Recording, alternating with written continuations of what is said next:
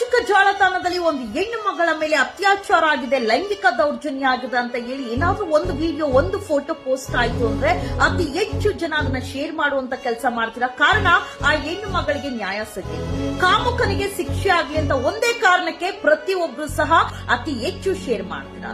ಅದೇ ಒಂದು ಮಹಿಳೆ ತನ್ನ women sympathy play card use ಮಾಡ್ಕೊಂಡು ಒಬ್ಬ ನಿರಪರಾಧಿನ, ಏನು ತಪ್ಪು ಮಾಡದಿರುವಂತ ವ್ಯಕ್ತಿನ ಸಾಮಾಜಿಕ ಜಾಲತಾಣದಲ್ಲಿ ಅವನ ಫೋಟೋನ ಹರಿದು ಬಿಟ್ಟು ಅವನ ಆತ್ಮಹತ್ಯೆ ಮಾಡಿಕೊಳ್ಳುವಂತ ಪರಿಸ್ಥಿತಿಗೆ ತಂದಿಡುವಂತ ಮಹಿಳೆಗೂ ಸಹ ಕಠಿಣ ಶಿಕ್ಷೆ ಆಗ್ಲೇಬೇಕಲ್ವಾ. ಕೇರಳದಲ್ಲಿ ನಡೆದಿರುವಂತ ಘಟನೆ ರಾಜ್ಯಾದ್ಯಂತ ವೈರಲ್ ಆಗ್ತಾ ಇದೆ. ಸೋಷಿಯಲ್ ಮೀಡಿಯಾ ಇನ್ಫ್ಲೂಯೆನ್ಸರ್ ಆದಂತ ಸಿಂಚಿತಾ ಮುಸ್ತಫಾ ತಾನು ಮಾಡಿದಂತ ಒಂದೇ ಒಂದು ವಿಡಿಯೋ, ಬಸ್ ಅಲ್ಲಿ ಮಾಡಿದಂತ ವಿಡಿಯೋ ವ್ಯಕ್ತಿಯ ಮಹಿಳೆನ ಟಚ್ ಮಾಡಿಲ್ಲ. ಆದ್ರೂ ಆ ಸಿಂಚಿತಾ ಎಂಬ ಮಹಿಳೆ, ದೀಪಕ್ ಎಂಬ ಯುವಕ ಕಣ್ಣೂರಲ್ಲಿ ಸೇಲ್ಸ್ ಮ್ಯಾನೇಜರ್ ಆಗಿ ಕೆಲಸ ಮಾಡ್ತಾ ಇರ್ತಾನೆ. ಕೆಲಸ ಮುಗಿಸ್ಕೊಂಡು ಮನೆಗೆ ಹೋಗುವಂತ ಸಮಯದಲ್ಲಿ ಈ ಸೋಷಿಯಲ್ ಮೀಡಿಯಾ ಇನ್ಫ್ಲೂಯೆನ್ಸರ್ ಆದಂತ ಸಿಂಚಿತಾ ಮುಸ್ತಫಾ ಮಾಡಿದಂತ ಒಂದೇ ಒಂದು ವಿಡಿಯೋ ಸಾಮಾಜಿಕ ಜಾಲತಾಣದಲ್ಲಿ ಅತಿ ಹೆಚ್ಚು ವೈರಲ್ ಆಗುತ್ತೆ. ಆದ್ರೆ ಯಾರು ಸಹ ಅಷ್ಟೊಂದು ಡೀಪ್ ಆಗಿ ಗಮನಿಸಿರೋದಿಲ್ಲ ಏನಾಗಿದೆ ಅಲ್ಲಿ ಅಂತ. ಬಟ್ ಎಲ್ಲರಿಗೂ ಬೇಕಾದ್ರೆ ಇದ್ದು ಆ ಹೆಣ್ಣು ಮಗಳಿಗೆ ನ್ಯಾಯ ಸಿಗ್ಲಿ, ಬಸ್ ಅಲ್ಲಿ ಈ ತರ ಒಂದು ಸೇಫ್ಟಿ ಇಲ್ವಲ್ಲ ಅಂತ ಹೇಳಿ ಪ್ರತಿಯೊಬ್ರು ಸಹ ಯಾರು ಗಮನಿಸದೆ ಅದನ್ನ ವೈರಲ್ ಮಾಡುವಂತ ಕೆಲಸ ಮಾಡಿದ್ರು. ಅಮಾಯಕ ವ್ಯಕ್ತಿಯನ್ನ ಬಳಸಿಕೊಂಡು ಆ ವಿಡಿಯೋನ ಅತಿ ಹೆಚ್ಚು ವೈರಲ್ ಮಾಡಿ ಇವತ್ತು ಆ ವ್ಯಕ್ತಿ ಸಾವನ್ನಪ್ಪಿರುವಂತ ಕೆಲಸ ಆಗಿದೆ.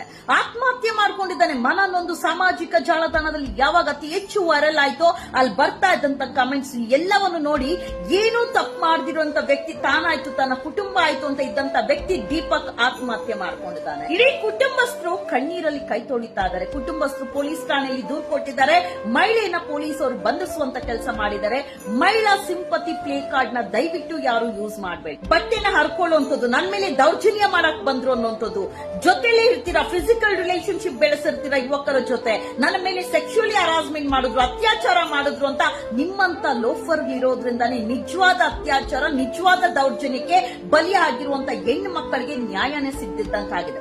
ವುಮೆನ್ ಸಿಂಪತಿ ಪ್ಲೇ ಕಾರ್ಡ್ ನ ವುಮೆನ್ ಅನ್ನೋದು ಒಂದೇ ಒಂದು ಮುಂದೆ ಇಟ್ಕೊಂಡು ಯುವಕರ ಮೇಲೆ ಸುಳ್ಳು ದೂರು ಕೊಡುವಂತದ್ದು, ಯುವಕರ ಜೀವನದಲ್ಲಿ ಆಟ ಆಡುವಂತ ಮಹಿಳೆಯರ ಮೇಲೆ ಸಹ ಸೂಕ್ತವಾದಂತ ಕಾನೂನು ಕ್ರಮ ಜರುಗಿಸಬೇಕು.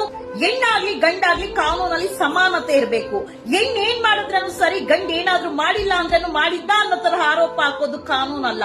ಹೆಣ್ಣು ಏನೇ ಮಾಡಿದ್ರೂ ಸರಿ, ಹೆಣ್ಣಿಗೆ ಎಲ್ಲಾ ತರ ಸ್ವತಂತ್ರ ಇದೆ. ಅದೇ ಗಂಡು ಏನೋ ಮಾಡಿಲ್ಲ ಅಂದ್ರೂ ಸಹ ಅವನ ಮೇಲೆ ಸುಳ್ಳು ಸುಳ್ಳು ಆರೋಪಗಳು ದೂರು ಕೊಡುವಂತಹ ಮಹಿಳೆಯರು ಹೆಚ್ಚಾಗಿದ್ದಾರೆ. ಅದರಲ್ಲೂ ಲೈಂಗಿಕ ದೌರ್ಜನ್ಯ, ಕಿರುಕುಳ, ಅತ್ಯಾಚಾರ ಅನ್ನುವಂತ ಪ್ರಕರಣಕ್ಕೆ, ನಿಜವಾದ ಅತ್ಯಾಚಾರಕ್ಕೆ ಬಲಿಯಾಗಿರುವಂತ ಹೆಣ್ಣು ಮಕ್ಕಳಿಗೆ ಯಾಕೆ ನ್ಯಾಯ ಸಿಗ್ತಾ ಇಲ್ಲ ಅಂದ್ರೆ ಇಂಥ ಕಚಡ ಮಹಿಳೆಯರು ಇರೋದ್ರಿಂದನೇ. ತಮ್ಮ ತೇವಲಿಗೋಸ್ಕರ, ತಮ್ಮ ವ್ಯೂಸ್ ಕಮೆಂಟ್ಸ್ ಗೋಸ್ಕರ, ಇಲ್ಲ ಯಾರನ್ನೋ ಡ್ಯಾಮೇಜ್ ಮಾಡಕ್ಕೋಸ್ಕರ ಸುಳ್ಳು ಸುಳ್ಳು ವಿಡಿಯೋಸ್ ಮಾಡಿ ಅರ್ದು ಬಿಡುವಂತ ಕೆಲಸ ಮಾಡಕ್ ಹೋಗ್ಬೇಡಿ. ಅಂಡ್ ಪೊಲೀಸ್ ಅವರು ಸಹ ಹೆಣ್ಣು ಅನ್ನುವಂತ ಸಿಂಪತಿ ಕಾರ್ಡ್, ಯಾರಾದ್ರೂ ಪೊಲೀಸ್ ಠಾಣೆಗೆ women sympathy play card use ಮಾಡ್ಕೊಂಡು ಏನಾದ್ರೂ ಬಂದ್ರೆ ಸಾಕ್ಷಿ ಸಮೇತ ಕ್ಲೀನ್ ಆಗಿ ಇನ್ವೆಸ್ಟಿಗೇಷನ್ ಮಾಡಿ ಪ್ರಕರಣನ ದಾಖಲು ಮಾಡುವಂತ ಕೆಲಸ ಮಾಡಿ.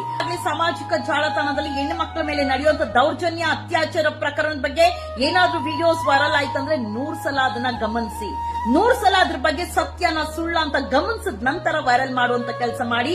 ಇಂಥ ಲೋಫರ್ ಮಹಿಳೆಯರು ಇರೋದ್ರಿಂದಾನೇ ನಿಜವಾದ ಅತ್ಯಾಚಾರ, ದೌರ್ಜನ್ಯ ಪ್ರಕರಣಕ್ಕೆ ಬಲಿಯಾಗಿರೋರಿಗೆ ನ್ಯಾಯನೇ ಸಿಗ್ದಂತಾಗುತ್ತೆ. ಇಂಥ ಒಂದು ತಪ್ಪು ಮತ್ತೆ ಆಗ್ಬಾರ್ದಂದ್ರೆ ಯಾವ್ದಾದ್ರು ಒಂದು ವಿಡಿಯೋನ ವೈರಲ್ ಮಾಡಕ್ ಮುಂಚೆ 100 ಬಾರಿ ಯೋಚನೆ ಮಾಡಿ. ಅದು ಕೇರಳ ರಾಜ್ಯದಲ್ಲಿ ನಡೆದಿರಬಹುದು, ಬಟ್ ನಾಳೆ ನಮ್ಮ ರಾಜ್ಯದಲ್ಲಿ ನಡಿಬಾರ್ದು, ಪಕ್ಕದ ರಾಜ್ಯದಲ್ಲಿ ನಡಿಬಾರ್ದು, ನಮ್ಮ ಭಾರತದಲ್ಲಿ ನಡಿಲೇಬಾರ್ದು, ಪ್ರಕರಣ ನಡಿಬಾರ್ದು, ಅಮಾಯಕರು ಬಲಿ ಆಗ್ಬಾರ್ದು ಅಂದ್ರೆ ದಯವಿಟ್ಟು ಯೋಚನೆ ಮಾಡಿ ವಿಡಿಯೋಗಳನ್ನ ಶೇರ್ ಮಾಡಿ. ಇಂಥ ಲೋಫರ್ ಮಹಿಳೆಯರಿಗೆ ಕಠಿಣವಾದಂತ ಶಿಕ್ಷೆ ಆಗಿ. ಸೋಷಿಯಲ್ ಮೀಡಿಯಾ ಇನ್ಫ್ಲೂಯೆನ್ಸರ್ಸ್ ಅಂತ ಹೇಳ್ಕೊಂಡು ತಮ್ಮ ವ್ಯೂಸ್, ಲೈಕ್, ಕಮೆಂಟ್ ಗೋಸ್ಕರ ಸುಳ್ಳು ಸುಳ್ಳು ಮಾಹಿತಿಗಳನ್ನ ಕೊಟ್ಟು ಜನರನ್ನ ದಿಕ್ ತಪ್ಪಿಸುವಂತ ಕೆಲಸ ಮಾಡಕ್ ಹೋಗ್ಬೇಡಿ.